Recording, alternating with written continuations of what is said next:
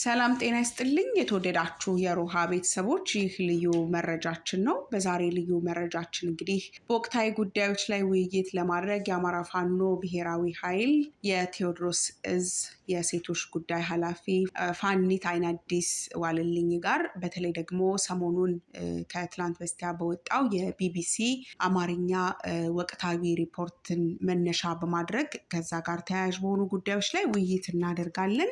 ፋኒት አይናዲስ ለውይይቱ ፈቃደኛ ሆነሽ ስለተገናኘን በጣም አመሰግናለሁ። እሺ እኔም አመሰግናለሁ። መልካም እንግዲህ በእርግጥ እናንተ በዚህ ጉዳይ ላይ በየቀኑ ተሰሩበታላችሁ። አንቺም እንደ አንድ ነፃነት ታጋይ እንደዚሁም ደግሞ እንደ አንድ የሴቶች ጉዳይ ኃላፊ ለጉዳዩ ቅርብ ነሽ አውቃለሁና ነገር ግን ለዛሬ ውይይታችን መነሻ የሆነን ዘንድ እንደው እንደ መግቢያ እንድናነሳው የፈለኩት ቢቢሲ አማርኛ ያወጣው ሪፖርት አለ፣ ተመልክተሻል ብዬ አስባለሁ። እንደው የዓለም መነጋገሪያ ሆኗል ጉዳዩና በመጀመሪያ ይሄንን ሪፖርት ስታዩ ምን ተሰማሽና እንዴት አገኘሽው ከሚለው ብንነሳ ደስ ይለኛል። እሺ አመሰግናለሁ። ያው ሪፖርቱን አይቼዋለሁ። በገለልተኛ አካል ተጣርቶ መቅረቡ ነው ለኛ ምናልባት እንደ አዲስ እና እንደ ጥሩ ነገር የምናየው እንጂ ድርጊቱ በዕለት ተዕለት በብልጽግና ሰራዊት የሚፈጸም ተግባር ነው። ህዝባችንም እኛ ፋኖዎችም ሁሉም ያውቀዋል። ያው በየቀኑ ነው ሴቶች የሚደፈሩ ከመድፈርም አልፎ እስከ ህይወት መስዋዕትነት ድረስ እየከፈሉ ያሉ ሴቶች ናቸው። እና ሪፖርቱ እንደውም በጣም ቀንሷል ነው የምንለው። ቁጥሩ እንደዚህ አልነበረም። ያው ሪፖርቱ እንዳመለከተው ከ43 ጤና ጣቢያዎች የተሰበሰበ መረጃ ነው። ስለዚህም በጣም በትንሹ ነው የቀረበ ማለት ይቻላል። በእኛ ጥቃት የተፈጸመባቸው ሴቶች አብዛኞቹ ወደ ጤና ጣቢያ አይሄዱም። እዛው የደፈሩት አካላትም እዛው አብረዋቸው በአንድ አካባቢ ስለሚኖሩ ይፈራሉ። ወደዛ ሂደውም ወደ ጤና ጣቢያ አይታዩም። እዛም ሪፖርት ምን የሚያደርጉት ስለሌለ ቁጥሩ በጣም ከዚህ በላይ ከዚህ 10 እጥፍ እንደዛ በጣም ከፍተኛ ነው የሚሆን። ግን እንደዚህ በገለልተኛ ወገን ተጣርቶ በቁጥሩም ትንሹም ቢሆን እንደዚህ ለዓለም ለአደባባይ መብቃቱ ጥሩ ይበል የሚያሰኝ ነገር ነው። በጣም አመሰግናለሁ። እንዳልሽው ነው ቢቢሲ ያወጣው ሪፖርት ላይ እነሱም እንደገለጹት የጤና ባለሙያዎቹ የነገሯቸውን ታሳቢ አድርገው ከሆነው ነገርና ከተፈጸመው ነገር አኳያ ይሄ ቁጥርና ይሄ ሪፖርት ባህርን በጭልፋ ነው ይላልና እውነት ለመናገር ከሁለት ነገሮች አኳያ አንደኛው ራሱ ማህበረሰቡም ለእንደዚህ አይነት ነገር ተጋላጭ የሆኑ ሴቶች ላይ የሚያደርሰው የመገለል ነገር ስለሚኖር ያንን መናገርን ይፈራሉ። ሁለተኛ እንደተባለውም ደግሞ ሪፖርቱን ለማድረግ ወደ ጤና ጣቢያዎች መሄድን በራሱ ትልቅ ከሬጅን የሚጠይቅና ትልቅ ስጋት ውስጥ ስለሆኑ እንደው አንቺ ለቦታው ካለሽ ቅርበት እዛው አካባቢ የምትንቀሳቀሱ እንደመሆናችሁ አኳያ ቁጥሩን ሁኔታውን እንዴት ትገልጫዋለሽ? ቁጥሩ ያው የተጠቀሰው እንዳልኩሽ አጠቃላይ ጥናቱ ሲካሄድም ከአሉት በአማራ ክልል ካሉት ጤና ጣቢያዎች 43ቱን ወስደው ነው እነሱን ማለት የሞከሩ። ግን ያለው ጤና ጣቢያም ቁጥር ከዛ በላይ ነው። ሄደው የታከሙትን እንኳን የሚገልጽ ቁጥር አይደለም። ይሄ አይደለም ስንቶች ቤት ተቀምጠው ጥቃታቸውን ችለው ከቤት ከማህበረሰብ ተገለው የተቀመጡ ሴቶችን ሊያካትት እና ቁጥሩ በጣም ይሄ ዝቅተኛ ነው። እኛም በዕለት ተዕለትም በሚደርሰን ሪፖርት ከዚህ በላይ ነው። በጣም በብዙ ነው። ምንም በቃ የዕለት ተግባራቸው ይሄ ነው። በቃ የአገዛዙ ሰራዊት ይሄን የሚያደርግ ሴቶችን ይደፍራል። ተማሪዎች ትምህርት ቤት መሄድ አይችሉም። ለስሙ ትምህርት አስጀመርን ይላሉ። ግን ትምህርት ቤትን እየተጠቀሙት ሴቶች ወደ ትምህርት ቤት ሲሄዱ እየጠበቁ በመድፈር ነው።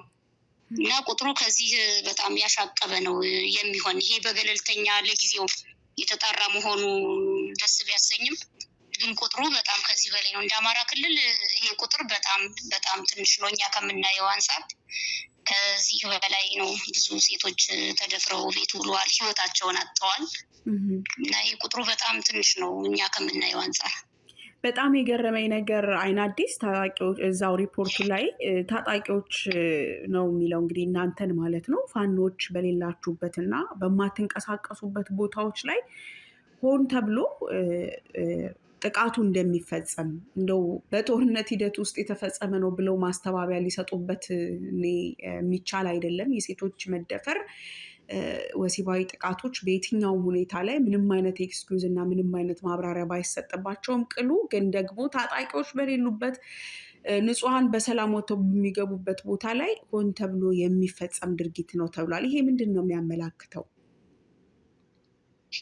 አዎ እንግዲህ ይሄ ድርጊት ሲፈጸም ፋኖ በሌለበት አካባቢ ነው ይሄ የሚፈጸም። ምክንያቱም በነፃነትን በምን የሚንቀሳቀስ የብልጽግናው አረመኔው ሰራዊት ነው።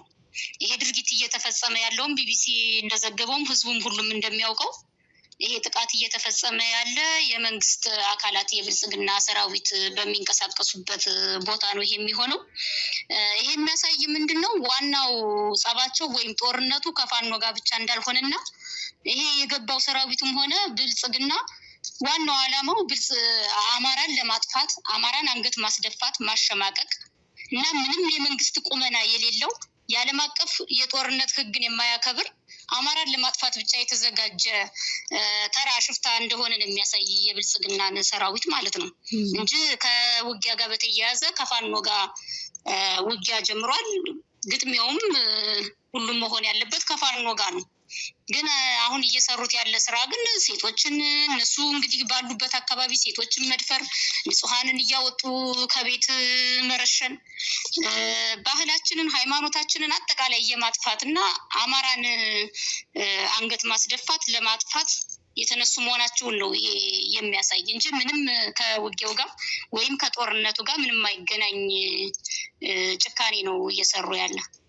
ያ አንደኛዋ ተጎጂን ያናገራትን እያየሁ ነበር እና በጣም ነበረ። በእርግጥ የሁሉም ሰቀቀን ሲሰማ በጣም ያማል። ከዚህ ቀደም በሰሜኑ ጦርነት ወቅት እንደሆነ የማስታውሰውን ላንሳልሽ እና እዚህ ላይ ጎንደር አካባቢ ላይ ሰሜን ጎንደር ደባርቅ አካባቢ ላይ ኢንተርቪው ያደረግኳት አንዲት የቄስ ሚስት ናት እና የአራት ልጆች እናት ናት። ከልጆቿ ፊት ነው የተደፈረችው። በወቅቱ የሚናገሩትን ይሄን ነበረ። እንደዚህ እንዴት እንደሚበቀሏቸው፣ እንዴት አንገታቸውን እንደሚያስደፏቸው እየተናገሩ ነበር የሚደፍሯት። ከዛ በኋላች ሴት ከመደፈሯ በላይ ትልቁ ህመሟ ባሏ ቄስ ነው፣ የቤተ ክርስቲያን አገልጋይ ነው። ባሌን አረክሳለሁ፣ ቤተ ክርስቲያንን አረክሳለሁ የሚል ትልቅ መሸማቀቅ ውስጧ ስለነበረ እኔ ሳገኛትና ኢንተርቪው ሳደርጋት አካባቢውን ጥላ ጠፍታ፣ ልጆቿን ጥላ ጠፍታ ተደብቃ ነው ያገኘኋት እና በፍጹም ተመልሳ ወደ ቤቷ እንደማትሄድና ባሏንም አካባቢዋንም ቤተክርስቲያንንም እንደማታረክስ ነው ራሷን ደብቃ መስዋዕትነት የምትከፍለው የነበረው። እንግዲህ ከመደፈሯ እሷ አረክሻለሁ ቆሸሻለሁ ከማለቷ በላይ ሌላውን አረክሳለሁ ብላ በዛ ደረጃ አንገታቸውን ያስደፋሉ። እና አንዲት ተጎጂ ስትናገር በተክሊል የማግባት ህልም ነበራት። እንግዲህ ያ ህልሟ በእነሱ ምክንያት እንደከሸፈ፣ እንደዚሁም ደግሞ ከዛ በፊት እንግዲህ በድንግልና መቆየት እንደምትፈልግ ስትናገር ነበር። እና ይህንን ስትሰሚ ምንድን ነው የተሰማሽ? እንደው ከአካባቢው ጋር እንዲህ አይነት ነገሮች ምንድን ነው የሚፈጥሩት ስሜት? አዎ በጣም ነው ያዘንኩት ይሄንን ስሰማ። ግን ያው በእኛ አካባቢ እንደሚታወቀው በሃይማኖታችንም በማህበረሰባችንም ክብረ ንጽህና በራሱ የሴት ልጅ ክብር ነው፣ ለቤተሰብ ጭምር ክብር ነው። በተለይ ተጎጂዋ እንደገለጸችው ደግሞ ለማግባት በተክሊል ለማግባት የግድ ክብረ ንጽህና ያስፈልጋል። ይህንን ህልሟን ጨምረው ነው ያጨለሙባት። እና ይሄ ጠላት በሚንቀሳቀስበት ቦታ እንደውም ምንድነው ከህብረተሰቡ የምንሰማው ነገር በቃ አሁን በከተማ የብልጽግና ሰራዊት ባለበት እነሱ በተቆጣጠሩበት ከተማ ለቤተ ክህነት አገልጋዮች የሚሆን ለቄስ ሚስት ጠፍቷል የሚል መረጃ ሁሉ ይደርሰናል። የሚገርመው ህብረተሰቡ አዝኖ ማለት ነው። በቃ ሴቶችን ገና ለአቅመ አዳም ያልደረሱት ሁሉ በብልጽግና ሰራዊት በመደፈራቸው ለቄስ ሚስት የሚሆን እንኳን እስከ መጥፋት ድረስ እዚህ ድረስ ደርሰዋል። እና ዋናው ዓላማቸው ሃይማኖትን ማጥፋት፣ ባህልን ማጥፋት፣ አጠቃላይ አማራን አንገት ማስደፋት፣ ትውልዱን አጠቃላይ የአማራን ዘር ለማጥፋት የተነሱበት ሂደት ነው ይህንን የሚያሳይ። ሴቶችን ሌሎችን እኮ እንግዲህ አንተ ማለት ይችላሉ፣ ግን ለአቅመ አዳም ያልደረሱ ገና ክብረ ንጽህናቸው ገና ለአቅመ አዳም ያልደረሱ ክብረ ንጽህናቸውን እየወሰዱ እንደዚህ አንገት የሚያስደፉ አንደኛ በሃይማኖታችን በማህበረሰባችን ያለውን ነገርም ስለሚያውቁ ያንን ማጥፋት ነው የተፈለገ። አጠቃላይ የአማራን ባህሉን ማጥፋት፣ በሃይማኖቱን ማጥፋት፣ ማህበረሰባችንን አንገት ማስደፋት ነው እነሱ ሆን ብለው ስራዬ ብለው እየሰሩት ያለ ማለት ነው። እና በጣም የሚያሳዝን ነገር ነው እየተደረገው ያለው ነገር። ይሄ ነገር እንደው በምትንቀሳቀሱባቸው ቦታዎች ላይ ሲያጋጥማችሁ እናንተ ምንድነው የምታዩ? አሁን በአካባቢ የሚዘዋወሩ ወታደሮች አንደኛዋ ስትናገር በጣም የሚገርም ነገር ነበርና ትንኮሳ ያደርጉባቸዋል፣ ይጎነትሏቸዋል። ከዛ በኋላ እንግዲህ ከዛ ያንን ራሳቸውን እንኳን የሚከላከሉትን ጠዋት እንደዛ ቀን እንደዛ ያደረጓቸውን ማታ ጠብቀው ደፈሩኝ ነው ያለችው። እና እንደዚህ የሴት ልጆች እየተሳቀቁ ነው። እንዲህ አይነት ነገሮች አጋጥመዋችኋል ወይ? ይነግሯቸዋል ሴቶቹ? እናንተስ እንግዲህ ይህንን ለመከላከል ምንድን ነው መደረግ ያለበት? አይን አዲስ አሁን ባለው በአማራ ክልል ያለው ሁኔታ የብልጽግና ሰራዊት በሚንቀሳቀስበት ቦታ ሁሉ ለህዝባችን ሲኦል ሆኗል። ሴቶች በጣም ተሸማቀው ነው የሚኖሩ። ወጣቶች በሰላም ወጥተው መግባት አይችሉም። ለምን አያችሁን ተብለው ይረሸናሉ። ብዙ ጥቃት ይደርሳል። ከዚህ ውስጥ ደግሞ በሴቶች ላይ የሚደርሰው ጥቃት ደግሞ ከዚህ የበለጠ ነው። መውጣት አይችሉም። ከቤት ከወጡ ይደፈራሉ። መዛቻ ማስፈራሪያ ይደርስባቸዋል። ወላጆች በሰቀቀን ነው። ሴት ልጅ ያላቸው ወላጆች በሰቀቀን ነው ልጆቻችንን የት እናርጋቸው የት እናድርሳቸው ብለው በጣም ተሸማቀው ነው የሚኖሩ። በቃ ጾታዊ ትንኮሳ ይደርስባቸዋል። እቤት አስቀምጠዋቸው እንኳን እቤት ድረስ ሂደው ነው እንግዲህ አሁን ህዳር 10 ትናንትና የተከሰተው ነገር በሰከላ ወረዳ ከቤት ሂደው ነው የ14 ዓመቷን ቃል ኪዳን አዲሱ የተባለችዋን ተማሪ ከቤት ከእናቷ ወስደው ነው እንግዲህ ለጥያቄ እንፈልግሻለን ብለው ወደ ጫካ ወስደው በቡድን ደፍረው የገደሏት እና በጣም ሴቶች በጣም ብዙ ጥቃት እየደረሰባቸው ነው። ብዙ እንግልት እየደረሰባቸው ነው። እስቲ ስለ ሰከላዋ ሕፃን ልጅ ንገሪን እስቲ። ጉዳዩም አዲስ ስለሆነ አጠቃላይ ያለውን ነገር እስቲ በዛ ዙሪያ ንገሪን፣ አስረጅን። ምንድን ነው የተፈጠረው? እሺ እንግዲህ ተማሪ ቃል ኪዳን አዲሱ ታፈረ ትባላለች። እድሜዋ የ14 ዓመት ልጅ ናት። በሰከላ ወረዳ ግሽ አባይ አንደኛ ደረጃ ትምህርት ቤት የ4ኛ ክፍል ተማሪ ናት። ህዳር 10 ያገዛዙ ሰራዊቶች ወደ እነሱ ቤት ይሄዳሉ። ምግብ ቤት አላቸው እና ይችን ልጅ ምግብ ቤት ሲጠቀሙ እነዚህ ሰራዊቶች ያዩዋት ነበረ። ህዳር 10 የተፈጠረው ግን ለጥያቄ እንፈልግሻለን ብለው ከእናቷ ነጥለው ይወስዷታል ወደ ጫካ። ህዝቡ እያየ ነው እንግዲህ ከቤት የወሰዷት። ከዛም ወስደው ወደ ጫካ ከወሰዱ በኋላ በቡድን ደፍረው ይሄ መረጃ እንዳይወጣ በ3 ጥይት ገለው እዛው ጫካ ጥሏት እነሱ ወደ ከተማ ተመለሱ ማለት ነው። ይሄ ነው የተፈጠረው ነገር። ህዝቡ በጣም አዝኗል። በጣም በትልቅ ቁጭት ነው ያለ እና ቀብሯ ዛሬ ህዳር 11 ተፈጽሟል ማለት ነው። የተማሪ ቃል ኪዳን ይህ ነው እንግዲህ እየተሰራው ያለው ስራ። ይሄ አሁን ሪፖርት ላይ እንደወጣው ቢቢሲ ጤና ጣቢያ የደረሱትን ምናምን የተወሰኑትን ነው ለማውጣት የሞከሩ እንጂ እንደዚህ አይነት ያልወጡ ብዙ ግፎች አሉ። አሁንም እንደቀጠለ ነው። እንደዚህ እየተደረገ ነው። ከቤት ድረስ እያወጡ እንደዚህ ደፍረው እየገደሉ ነው። በጣም ያሳዝናል። ምን ማለት እንደሚቻል አላቅም። እውነት ለመናገር ይሄ ሁኔታ እየተፈጠረ ያለው በዚህ ጦርነት ውስጥ ምንም አይነት ሚና በሌላቸው ሴቶች ላይ፣ ህፃናት ላይ ነው። እንኳንስ አይደለም እንደው እንደዚህ አይነት ነገር ለማድረግ ለማየት የሚያሳሱ የ4ኛ ክፍል ተማሪ ማለት እንግዲህ በጣም ህፃን ልጅ ናት።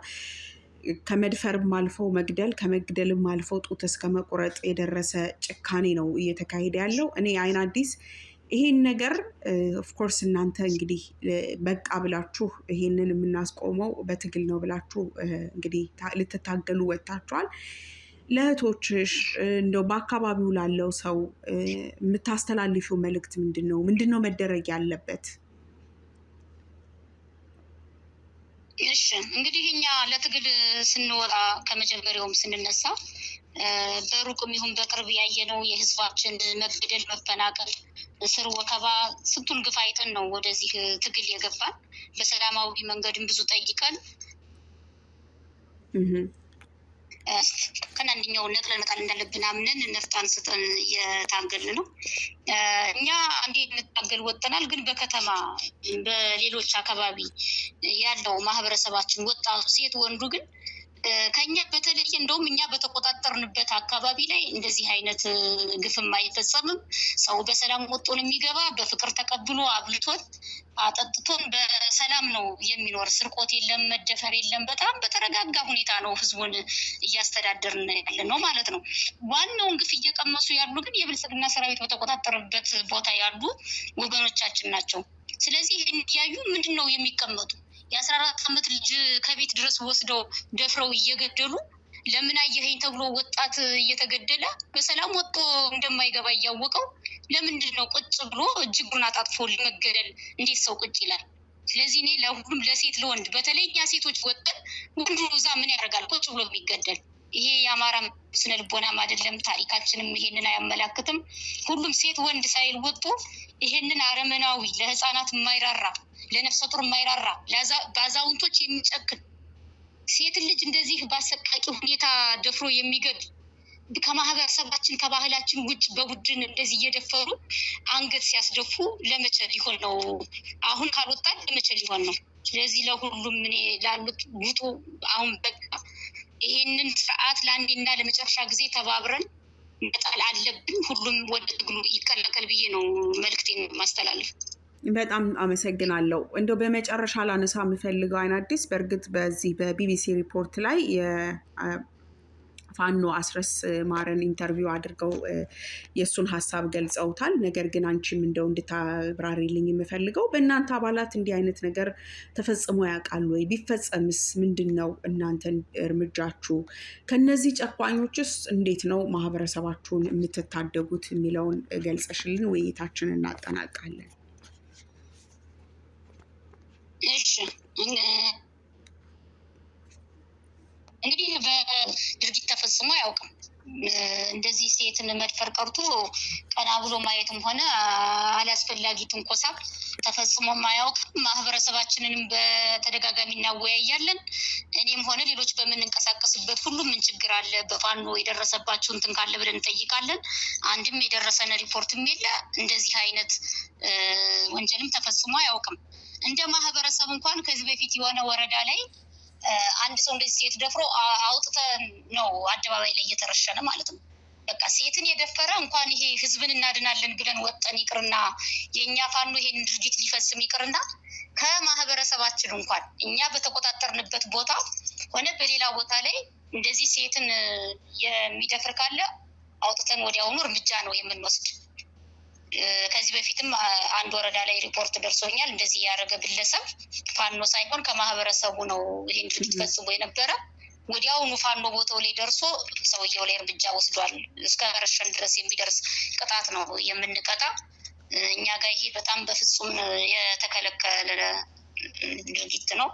እስካሁን ተፈጽሞ የማያውቅም። ወደፊትም ቢፈጸም ወዲያውኑ እንረሽናለን። መልካም እንግዲህ በጣም አመሰግናለሁ። በአካባቢው ላይ እየደረሰ ላለውና እየሆነብን ላለው በማህበረሰባችን እውነት ለመናገር ትልቅ ህመም ነው፣ ትልቅ ጉዳት ነው። እናንተም ከዚህ ጋር ተያይዞ የምታደርጉትን ትግል እረዳለሁ። በዚህ ሂደት ውስጥ ለምታደርጉት ትግልና ለሚደርስባችሁ ግፍ ሁሉ ያለኝን እውነት ህመም በዚህ አጋጣሚ መግለጽ እፈልጋለሁ።